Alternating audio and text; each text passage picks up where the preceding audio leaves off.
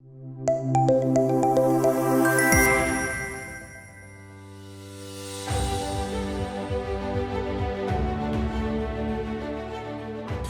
and gentlemen, which brings me to the last panel discussion, which is on the topic Digital Infrastructure and Smart Campus, Building a Future-Ready EdTech Ecosystem. Our panelists for the same are as follows. First up, I take the opportunity and would like to welcome our session moderator up on the dais. Let's welcome Dr. C.M. Sedani, Principal and Director, PK Technical Campus, Pune. Let's have a round of applause for our session moderator, everyone. Huge round of applause. Come on, let me see that happen.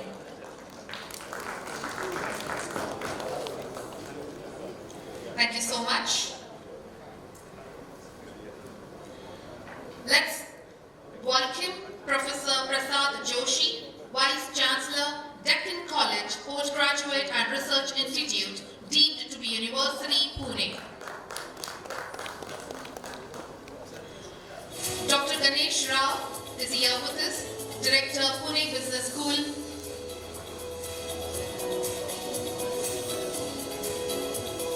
Ladies and gentlemen, the least what we can do is let's have a round of applause for our last panelist, everyone. Thank you. Let's welcome Ashok Kumar Reka, Chairman, Rishi Gurukul Engineering School. Huge round of applause. We have Dr. Devendra Puntambekar with us, Director, Skill Development and E-Learning School of Online Education, Bharatiya Vidyapeeth, deemed to be University. Huge round of applause. And lastly, let's welcome Dr. Pranav Charkha, Dean, SOET, Patil University, Pune, Ambi. We present to you panel number 5. All the panelists are up on the stage. Our moderator for the same is Dr. C.M. Sedani. Over to you, sir. And in case, guys, if you have any questions, feel free to ask them. Thank you very much. Further which, we shall be moving ahead with the networking tea break. And lastly, with the felicitation and award ceremony. Thank you very much, and over to you, sir. Thank you very much. First of all, I would like to provide a gratitude to ArdorComm for organizing such a wonderful conclave. And the last panel, it was really, I can see, given lots of inputs. And as a moderator of this particular session, myself, Professor Dr. C.M. Sedani, presently working as a Principal and Director at PK Technical Campus, Pune. I personally would like to say that this session is also going to be very much fruitful. So, welcome to all participants here. The theme is, I can say, one of the very challenging. A smart campus and digital infrastructure. I would like to proceed with Chand Panktiyas and then we can have a session. कभी campus ऐसे होते थे जिनमें ज्ञान था मगर सृजन न था. कभी कैंपस ऐसे होते थे जिनमें ज्ञान था मगर सृजन न था, जिसमें किताबें थी, ब्लैक बोर्ड था, चॉक था, डस्टर था, मगर टेक्नोलॉजी का कोई प्रावधान न था. घंटियों के नाक पर लेक्चर स्टार्ट होते थे और बड़ी सी बेल पर लेक्चर्स खत्म होते थे.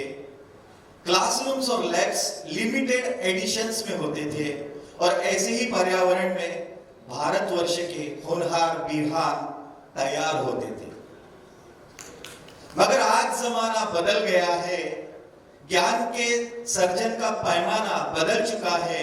लोकल से ग्लोबल का दौर चल रहा है और स्मार्ट कैंपस और इंफ्रा का महत्व बढ़ रहा है.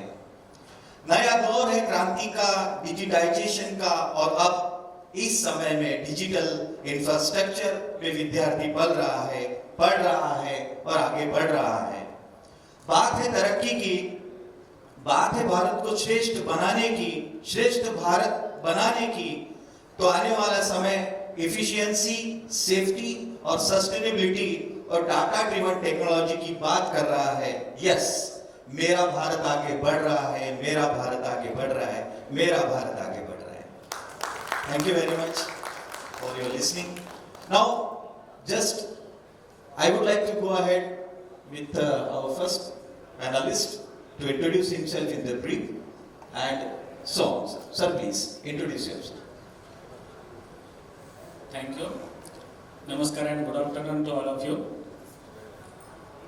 I am Professor Prasad Joshi, Acting Vice Chancellor of the Deccan College Postgraduate and Research Institute, which is a DMTB university. It is one of the oldest institutions of our country, and it deals primarily with the heritage studies, archaeology, linguistics, and Sanskrit language. Thank you. Okay, welcome Dr. Joshi sir. Sir, please. Hello.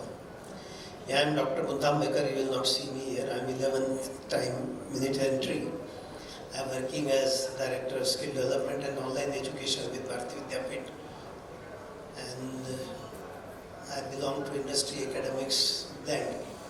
And I am using total technology for imparting my education. Welcome sir. Sir, your introduction.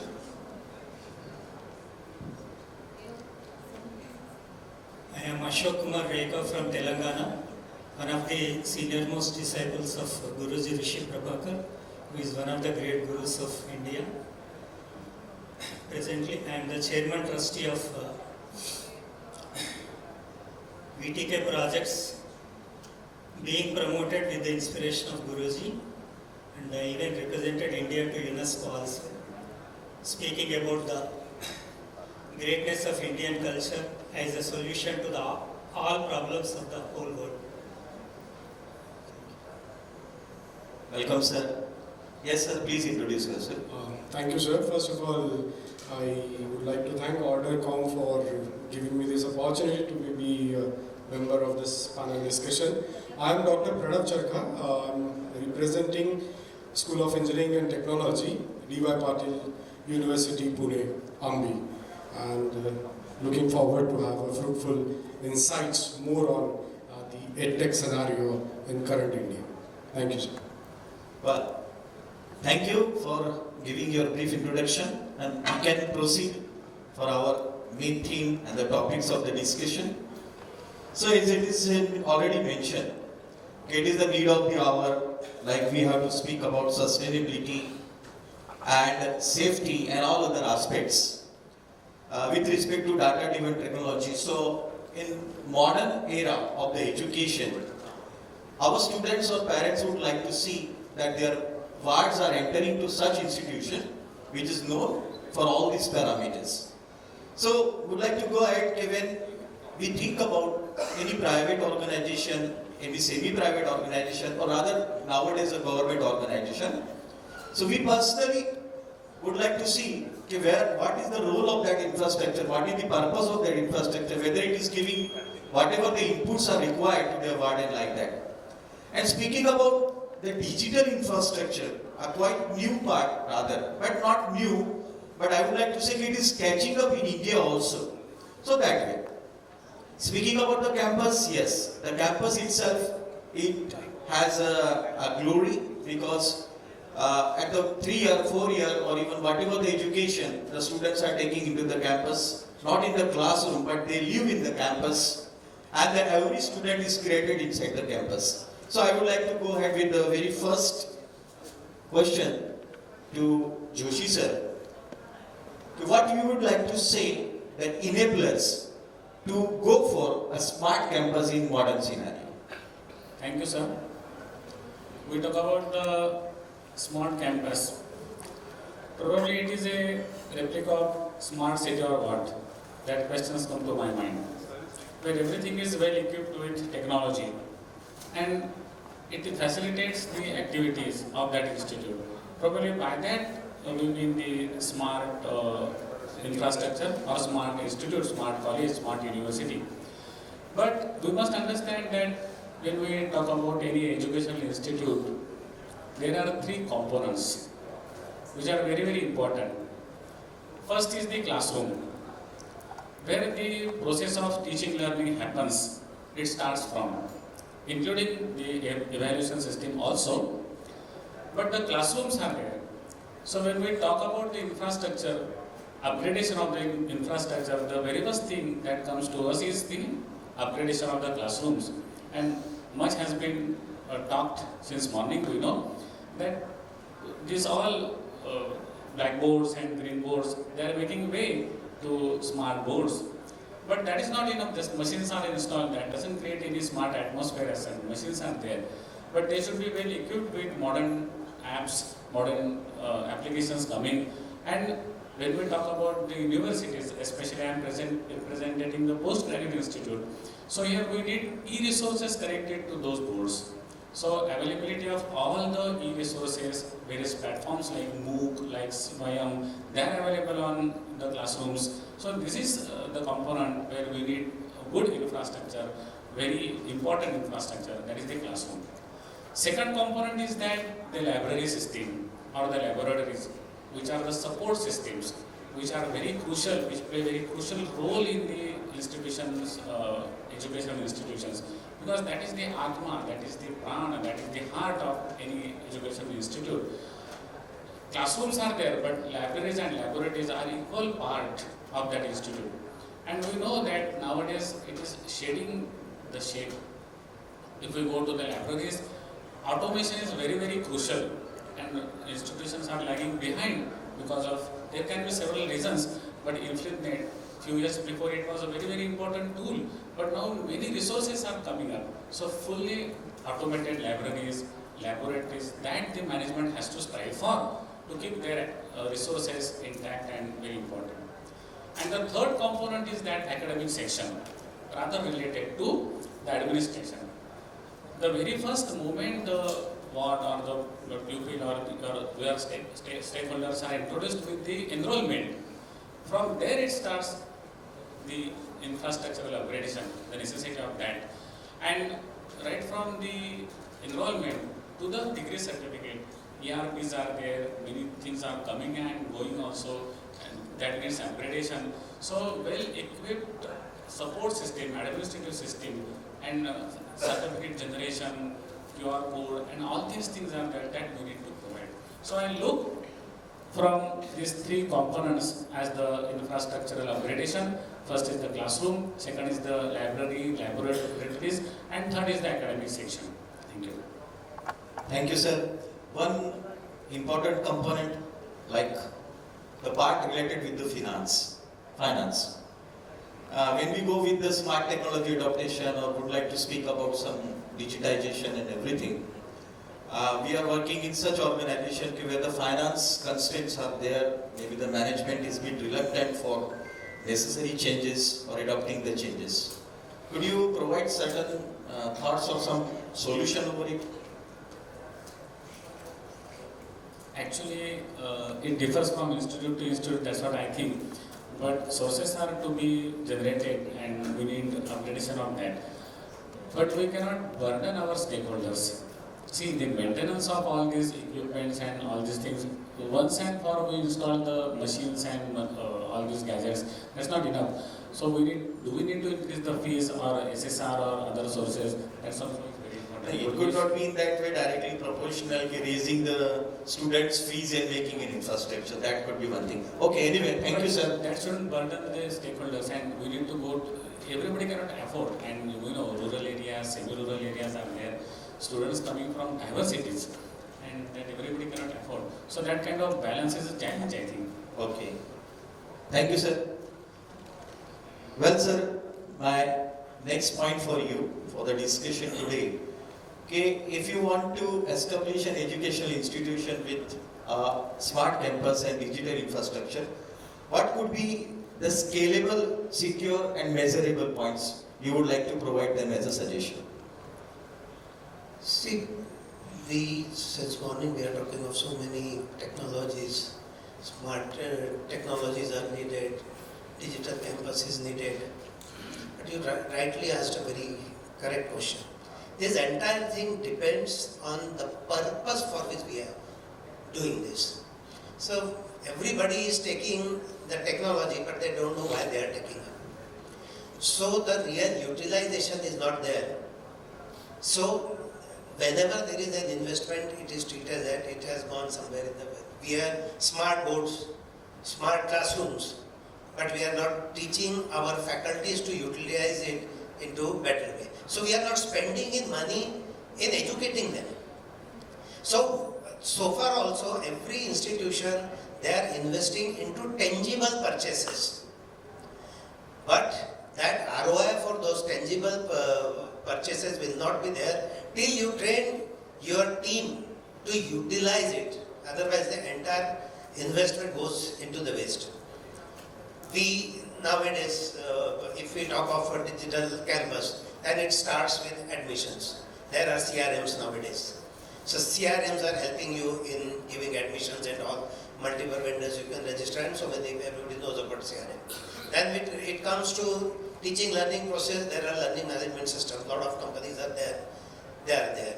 Then so far as back-end management is concerned, there are ERPs. And there are technology-based examination system. Now this ABC and this digital facilities for storing results, and it has come. Now you have to install all these things. But unless until you don't properly integrate these things, you cannot say it is a complete digital platform. Secondly, even if you bring all these things, you integrate everything, unless until you make use of the data which is being generated within these technologies. If you are not doing any analytics on this technology, then this digitalization of this campus is very mine. We are not doing any analysis. We are using, I am running my entire education online because I am giving online MBA degrees, online BCA, MCA, MBA, all these things. In LMS, there are facilities where I can understand the learning curve of a student, but I am not using it. I am just using it to store certain digital contents. I am using it to synchronize lectures. I am storing lectures which have been given in synchronized way as a digital asset. But how many times that student has accessed it, what he has learned out of it, all these facilities are being created into all these technologies. We are not doing any kind of analysis. So in academics, there is a lack of analytics of education is lacking in our education thing. So digital thing will never be successful unless until we inculcate analysis and decision-based education system. If we don't bring, then all these technologies will be in place, but we will not be in a position to better utilize all these technologies, I think. Yes. Yeah, thank you for providing insight. One small question I would like to say. Okay, however, as you mentioned, okay, the teachers who are required to give a proper purpose, understanding and training, and you are already providing the online training, right? So I can see there is some, maybe, but it is not actually, but there is a difference when we go with the offline teaching and when we go with the online teaching. For any offline teachers, when we want to go with the utilization of these smart technologies, smart campus and all these things, would you provide some advice or suggestion or some how to enhance their performance in that? So very first thing, the teachers will have to understand teaching will not change if technology is there. That is just a supporting tool. When we come to technology-based education, we presume that technology will do something to give the knowledge. Unless until you have a basic subject knowledge, that technology is also not going to help you. As we were saying, so many AI-based curriculum design is there, all these tools are there. But they basically don't understand how to develop a curriculum. This technology will be of no use to you. If teacher is not in connection with the industry, if they don't know what is going on into the industry and what kind of education is right now needed, Industry 5.0 we heard. What is Industry 5.0? Our teachers don't know. So why bringing all this technology if we are not making them into the pace of what is going on into the world? This all technology will fail. So there is a need of academicians, but if there is academicians, they themselves have to understand and the institutions have to understand the knowledge cannot be replaced. These technologies are supplementary because now the knowledge and there is a vast knowledge available. To extract it from the right place, that technology will help you. But that attitude to extract, that technology cannot do. That is. Yes, nicely elaborated, sir. And I just would like to add, yes, this is two scenario. Just we are thinking about going ahead in terms of the competition, like making our campus more glorified. Yes, giving it a smart campus structurization, making digitization into that. But unless and until the mentality or attitude of the teachers are not going to change, it is not going to provide any type of improvement. Rather, it could be just exterior improvement, but the interior improvement cannot be. Well said, sir. Now, as sir has rightly mentioned, some historical parts related to the understanding the purpose of the teaching and you adopting this technology, so that is necessary. So some historical perspective is also there. To my next speaker, I would like to go ahead with this particular, okay, like we are already having, sir, a historical system, Indian ancient historical system, which is, I personally feel it has been appreciated by the world. However, if we consider our recent scenario, then we still look forward to take help of some global university, MOUs, tie-ups and everything. Because sufficiently our isolate unit or isolate university is not able to produce an expected result. So that's why. So it is one of the toolkit that we can improve our infrastructure, we can go with the smart campus and everything. But I would like to mention you, okay, how you would like to imagine or reimagine our educational system with the historical perspective in digital Bharat or digital part in line with the smart campus and digital infrastructure. Please, sir. Thank you. At first, I am submitting my humble reverences to all the great masters of the universe who paved the way for the entire humanity and society and the whole world. So at the event of this Digital Bharat, may I submit a view and evaluation from Indian Rishi culture. So in the beginning, may I introduce our Guruji Sri Rishi Prabhakar, who formulated SSY, Siddha Samadhi Yoga Sadhana. In English, we call it Science of Silence Yoga, who is one of the great gurus of India. And one of our speakers represented Sri Sri, who is one of the contemporaries and junior to our Guruji, and even Sadguru is our senior SSY teacher. The only problem with our Guruji is he never allowed himself to become popular.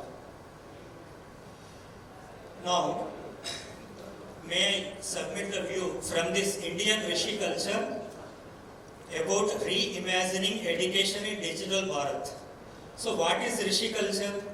Rishi culture is nothing but unraveling the hidden universal secrecies and interpreting it to the whole world for the elevation of the life.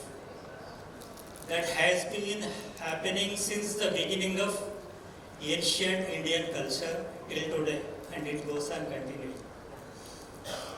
From that Indian Rishi culture, from that inner silence, we categorized various levels of reality.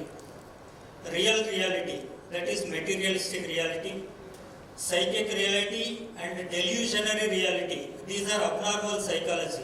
These come under abnormal psychology. And there are hallucinatory reality, imaginary reality, visionary reality and creative reality. All this happens to all scientists, visionaries, artists, and whatever is being created in the whole life is out of this.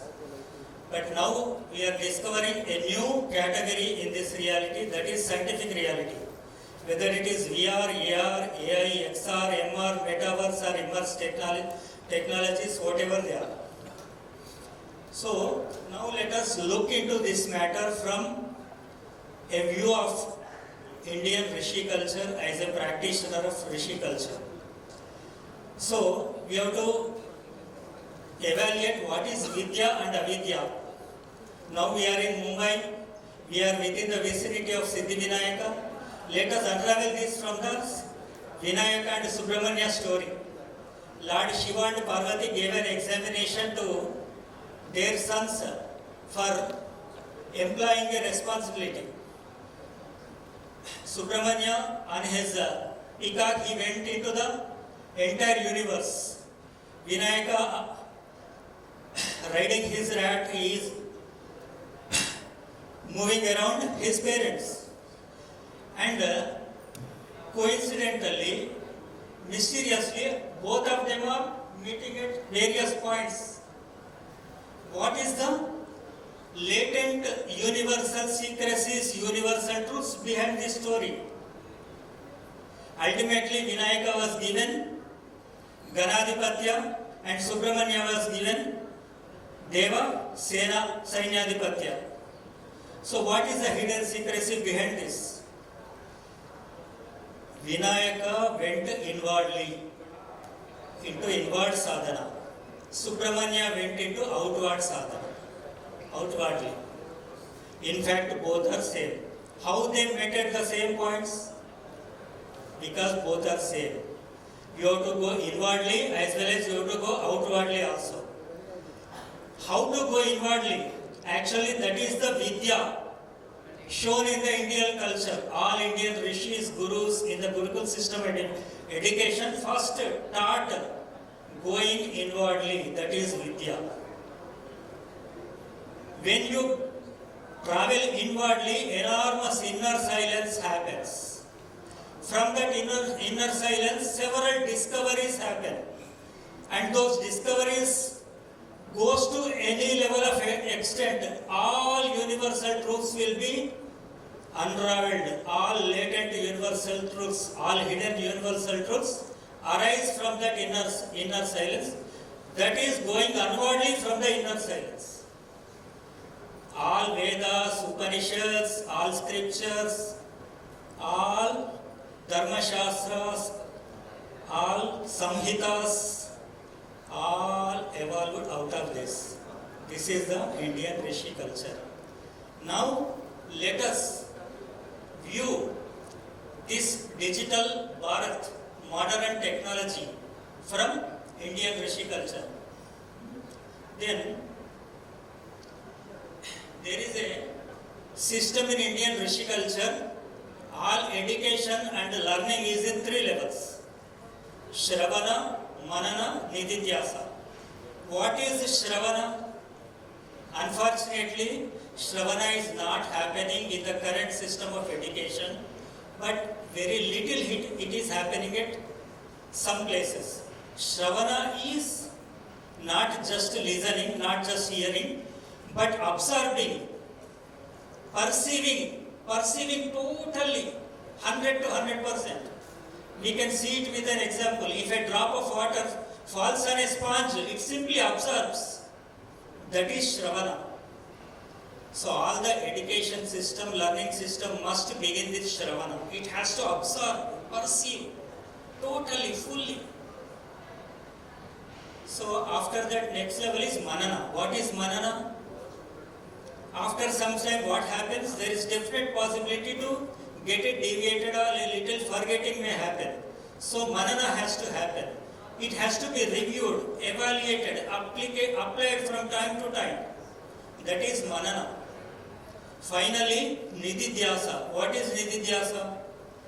Nididhyasa is you are already having some knowledge with you, and all your new learning must be correlated into your superconscious level and imbibed and mixed with this knowledge you are already having. That is Nididhyasa. So then you finally evolve with a Nidhi, a great treasure. Past knowledge correlated with the new learned knowledge and evolves as a great treasure of knowledge. So this is the Indian system of education actually. Shravana Manana Nitithyasa. Okay, thank you very much, sir. But just would like to add one, I can say, thank you for providing very much good insights for the Rishi culture. But I would just like to turn it into our topic related to how our institution under your Digital Bharata can balance themselves with adopting the cutting edge technology, then ensuring equitable access for all the student and facility to utilize the infrastructure and campus in most efficient way. You can go ahead with your Rishi culture also, but just provide one simple and small insight of it. This is what the conclusion has to happen to this presentation.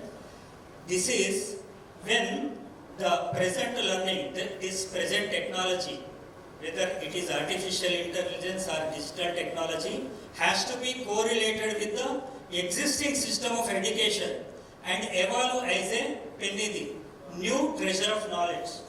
Then Jivan Samadhi happens. What is Jivan Samadhi? Life imbibed with inner silence. It happens, when it happens, we can interpret all the science and technology discovered so far, whether it is ESP or E equal to MC square, or psychodynamics of Sigmund Freud, or behavioral sciences of Alexander Pavlov, or Niels Bohr, or theory of relativity, or anything can be interpreted from this inner silence of Indian Rishi culture.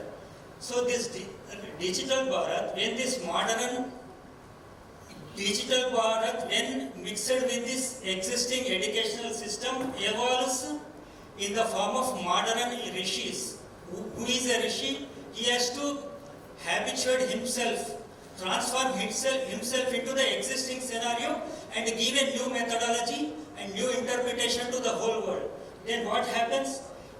The 21st century Rishis will evolve. If this is incorporated into the present system of education, it requires some ethics, awareness, intellectuality, responsibility and wisdom, which are the basic essences of Indian culture. So only India can transform the whole world from this modern technology into the next step, into the further steps which nobody can imagine. Then India will emerge as the Jagat Guru, which is the essence of Indian culture, responsibility of the Indian culture. Well, thank you. Thank you very much, sir, for giving a very noble and genuine thoughts. And now I would like to turn to our last participant, sir. There is one very important, I would like to say, question for you. Now, this is related with, in this particular point of the debate, we want a digital infrastructure, we want a smart campus. Students or other stakeholders are there. I would like to insist upon two important stakeholders. One, who is providing this input, the management or administrator, and the second, the educator. Right? Now I'd like to ask you this question, how to, although if management, or as I mentioned, that financial part is there, management is ready to provide you such campus and such infrastructure. So how these educators can take this technology ahead for developing or improve the teaching learning outcomes or teaching learning process? Please, sir. Thank you, sir. For coming to the question, I would just like to add two things. With this significant rise in the online learning platforms and EdTech tools, India now is becoming a global leader for implementing the EdTechs in higher education and school education scenario. I think almost near about 4,000 or more plus EdTech startups are there in India. And there are a lot of government initiatives also which are assisting or helping the educational institutions to implement this EdTech tools in our campuses very effectively and efficiently.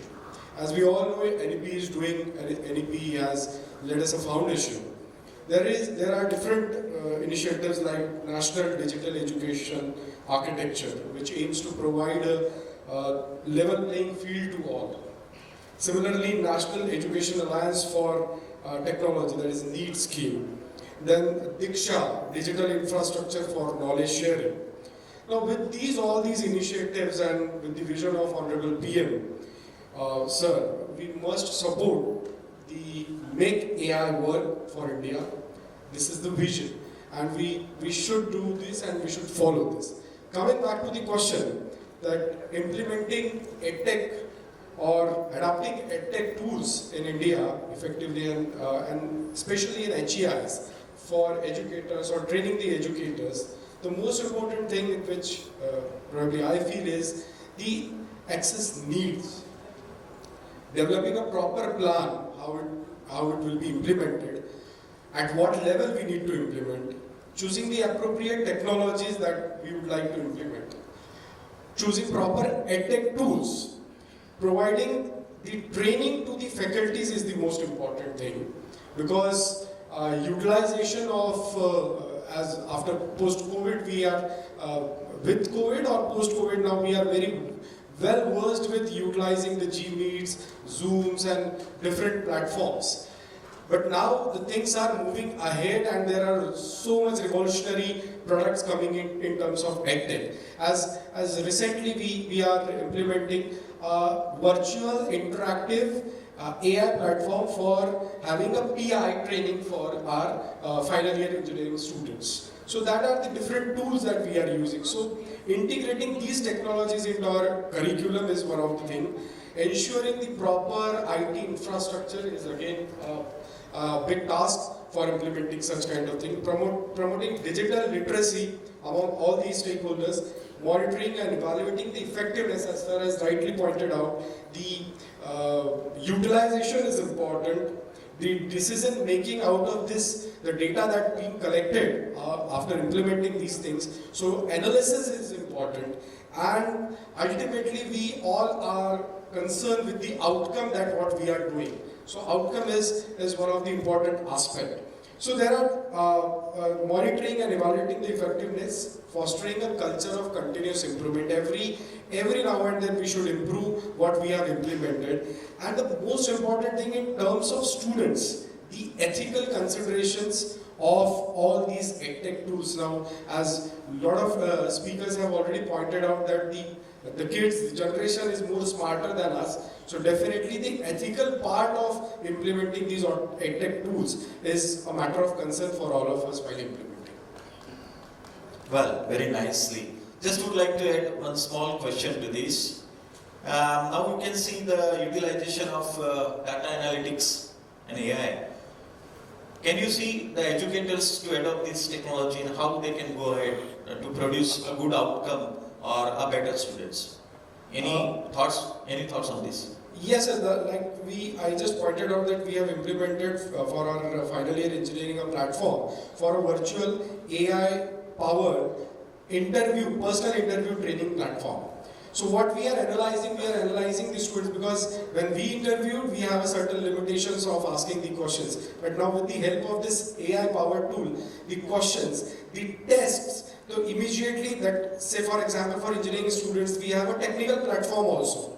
So we are implementing it and we are finding that students now, probably from a HR-based question, they probably immediately jump to a technical question. And based on all these questions, a report is being produced, which probably help us to analyze what exactly these students are performing. And it differs from student to student, and it becomes a individual centric systems. So these analysis is very helpful for our training and placement department, as well for us also. Well, thank you. Now, most speakers have been discussed. There are various important points. Joshi sir, I would just like to, there are few things not only for you. I would like to say anyone would like to go ahead with whatever the components which we can still discuss. So I am just giving, what would you like to see when India would like to adopt a complete smart campus technology and infrastructure? So when such certain stage is likely to arrive, how you can see the change or transformation in our educational system? Certainly there is a change and great transformation in our educational technology. If we closely observe the components of NEP 2020, then the changes are perceptible. On one side, the Rishi culture, the tradition that we are preserving, Indian knowledge system, but we are not closing our doors. They are wide open for accepting technology and cross-cutting issues also. New emerging fields are there which we are welcoming. So certainly there is transformation. And as and when we proceed with the NEP 2020, maybe next 5 years, the higher education institutes will also have their changes, their focuses are changing. So I think it depends on the success of NEP 2020. Already we have envisioned the great changes in the education, and it is gaining success, it is yielding success in various parts. So probably it will be a matter of 1 decade, because we have to prepare ourselves and there are many others which we have to overcome. But I think it will take a decade's time probably. We have to move faster and changes will be there. Thank you. Thank you. Sir, you would like to add on this perspective, suppose if the things are happen, we are likely to go with the smart campus, implementation of digital infrastructure, then how would you like to enhance that efficiency of the students or stakeholders is likely to meet or not? Any assurance? So if we talk of components, you are saying, the first component is convenience. Second component is control. Third component is delivery. And fourth component is profit.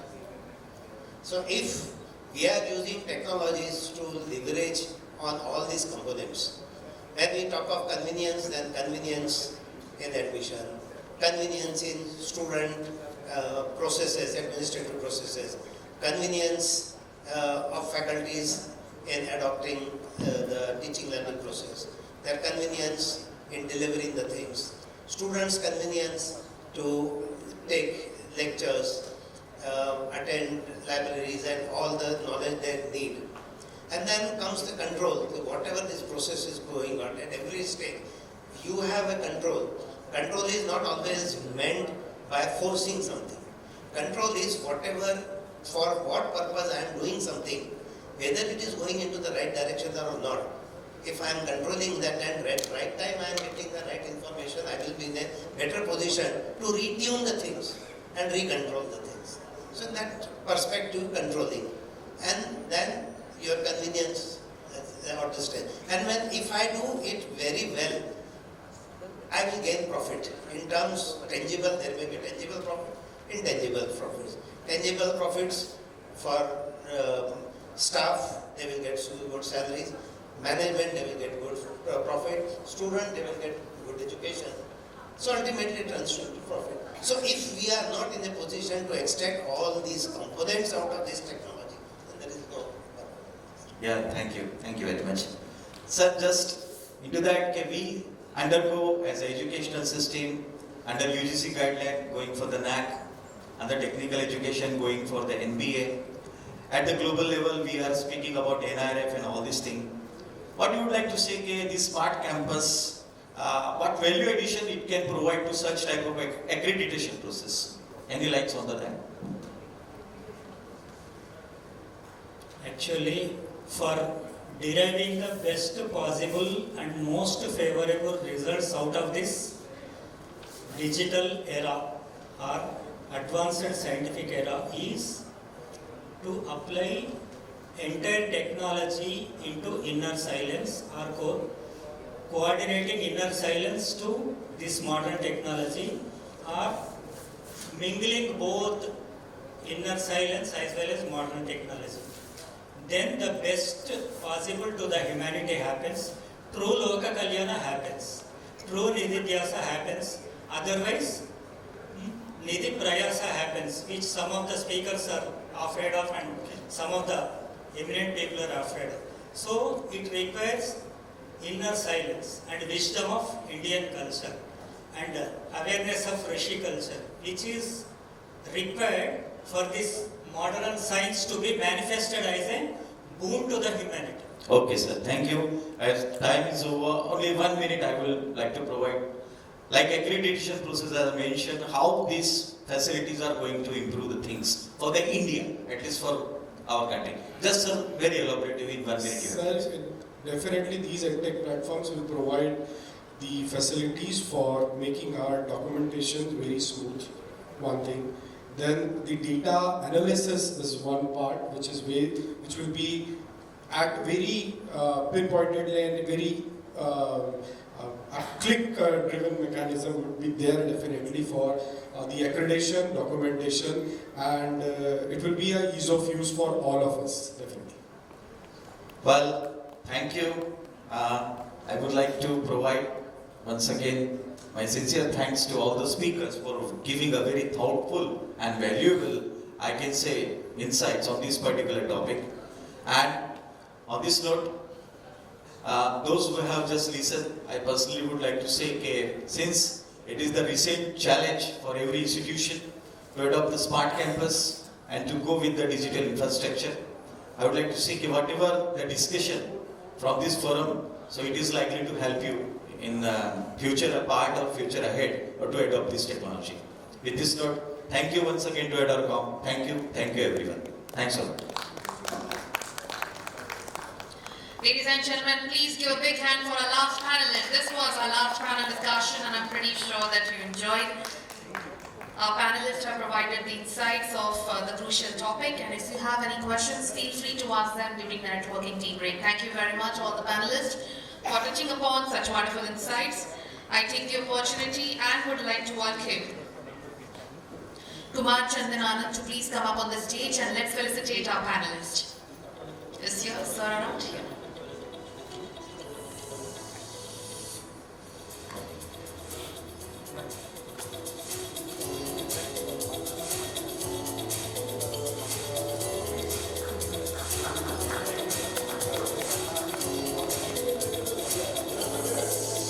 First up, let's start with Dr. C.M. Sedani, Principal and Director, PK Technical Campus, Pune.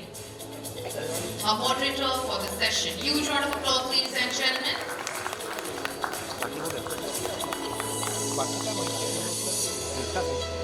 Thank you very much. Next up, Professor Prasad Joshi, Vice Chancellor, Deccan College Postgraduate and Research Institute, Deemed to University, Pune. Let's give a big hand, everyone.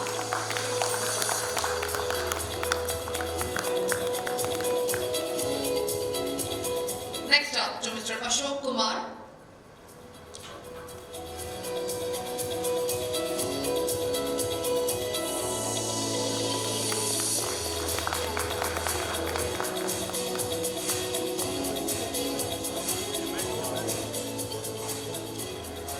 Next up to Dr. Devendra Puntambekar. Huge round of applause, everyone.